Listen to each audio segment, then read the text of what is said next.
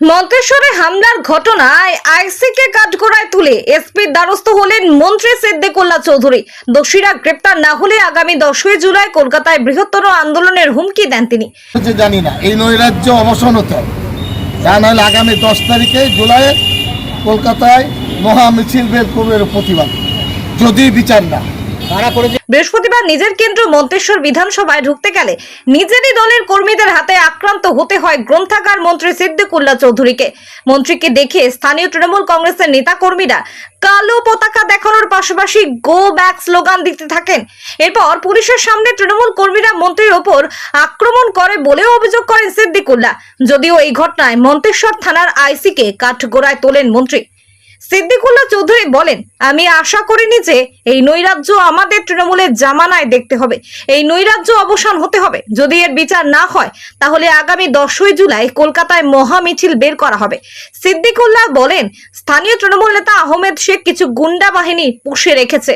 কেন তাদের পুষে রেখেছে দল সেটা বুঝতে পারছি না। ঘটনাস্থলে আইসি দাঁড়িয়েছিলেন। আইসির সামনেই আমাকে লক্ষ্য করে বড় আদলা ইট ছুঁড়ে মেরেছে। ডবল কাজ না থাকলে আমার মুখে লাগতো বলে জানান মন্ত্রী। লাঠি সোঁটা নিয়ে আক্রমণ চালানো হয়েছে বলে জানান সিদ্দিকুল্লাহ চৌধুরী।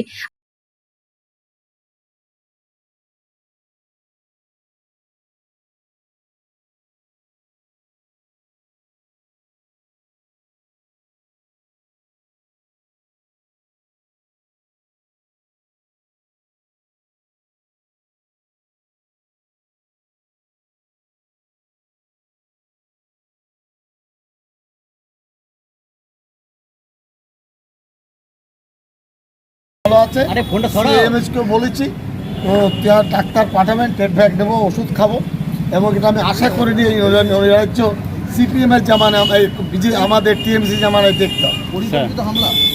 অবশ্যই অবশ্যই অবশ্যই একে তৈরি করা হয়েছে, কে বা কারা করেছে জানি না। এই নৈরাজ্য অবসান হতে হবে, তা নাহলে আগামী 10 তারিখে জুলাই কলকাতায় মহা মিছিল বের করবে প্রতিবাদ, যদি বিচার না। কারা করেছে বলে মনে করছে? কারা মানে সবাই জানে, আবার কারা কি? আহমদ শেখ গুন্ডা বাহিনী করেছে।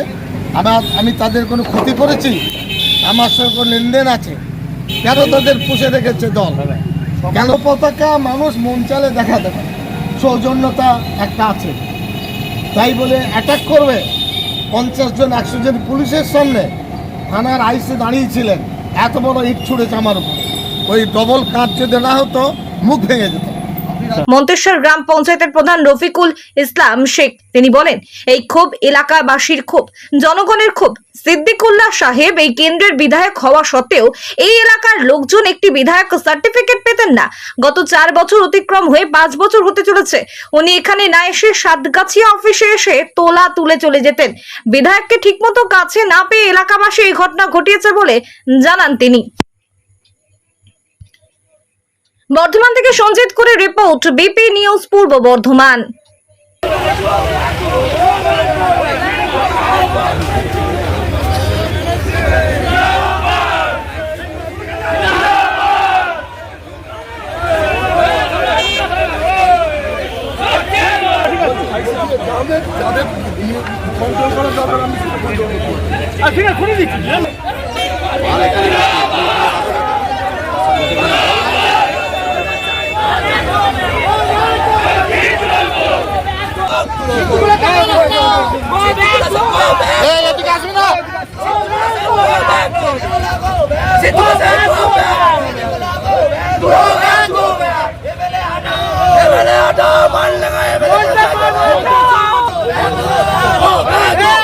আজকে আমাদের এখানে যে তোলাবাজ, ধান্দাবাজ, চিটিংবাজ মন্ত্রী আছে, শুধুমাত্র তোলা ছাড়া কিছু বোঝে না। আজকে 4 বছর অতিক্রান্ত হয়ে 5 বছর বিধানসভায় পড়লো। আমরা ভেবেছিলাম যে আমরা একজন ক্যাবিনেট মন্ত্রী পেয়েছি, মন্তেশ্বরবাসীর সুরাহা হবে। স্বাধীনতার পর প্রথম ক্যাবিনেট মন্ত্রী পেয়েছি, কিন্তু আমরা কি দেখলাম? সাধারণ মানুষের সব আশা থাকে না ডাল গম বাড়ির। কিছু মানুষের সার্টিফিকেটের প্রয়োজন হয়, যেমন ছাত্রছাত্রীদের, মেডিকেলের, সেই সমস্ত সার্টিফিকেট থেকে এই এলাকার মানুষ বঞ্চিত হয়েছে। তাই এলাকার মানুষ আজ বিক্ষোভ দেখাইছে। আজকে পরিযায়ী শ্রমিকের মতো তিনি এসছেন, কিছু তোলাবাজকে নিয়ে, কিছু গুন্ডাকে নিয়ে। মন্তেশ্বরের সাধারণ মানুষ আজকে 4 বছর পর আজকে দালালি করতে এসছে। মন্তেশ্বরের মানুষ এর জবাব দিচ্ছে। দলীয়ভাবেও যেমন আমরা কোনোদিন ওকে পাশে পাইনি, আজকে প্রশাসনিকভাবে যে উনি একজন মন্ত্রী বা বিধায়ক, আমরা একজন সাধারণ মানুষের সার্টিফিকেট দিতে পারিনি। বিধায়কের কাছে সার্টিফিকেট আনতে গেলে বলেছে স্ট্যাম্প আনিনি। সাত গেছে উনি 2-1 দিন আসতেন, তুলে চলে যেতেন, কলকাতা যেতে বলতেন, সেখানে গিয়ে মানুষকে বলতেন নাপিত দিকে নখ বেড়েছে, তোদেরকে এখানে আসতে হবে। তাই সাধারণ মানুষ বহিঃপ্রকাশ এই ক্ষোভ সাধারণ মানুষ দেখাচ্ছে। আর সিদ্দিকুল্লাহকে মন্তেশ্বরের সাধারণ মানুষ মানবে না।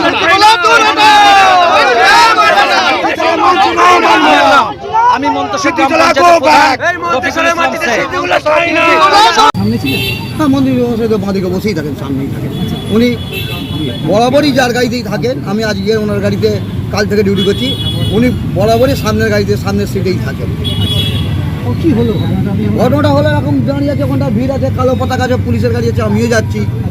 ওনারা আগে থেকে পরিকল্পনা ছিল, সামনে হয়তো ফ্ল্যাগ সব নিয়ে দাঁড়িয়েছিল যে ওনার উপরে যে অ্যাটাক হবে সেটা হয়তো আদৌ কেউ বুঝতে পারেনি। হয়তো বিক্ষোভ হতে পারে বা এরকম আমরা দেখেছি অনেক সময় অনেক মন্ত্রীকে বিক্ষোভ করে, গো ব্যাক বলে, কিন্তু এরকমভাবে যে একটা মারার অ্যাটাক হবে সেটা আমি সেকেন্ডে ভাবতে পারিনি। কি দিয়ে মারা হয়েছে?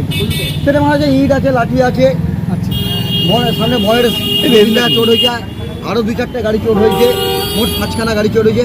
একটা গাড়ি আমাদের পেছনে ছিল, তার তো মনে শুনছিলাম নাকি অনেক ভাঙচুর হয়েছে, এবং একজন খুব অন্য গাড়িতে ছিল, সে নাকি আরও বেশি আঘাত হয়েছে।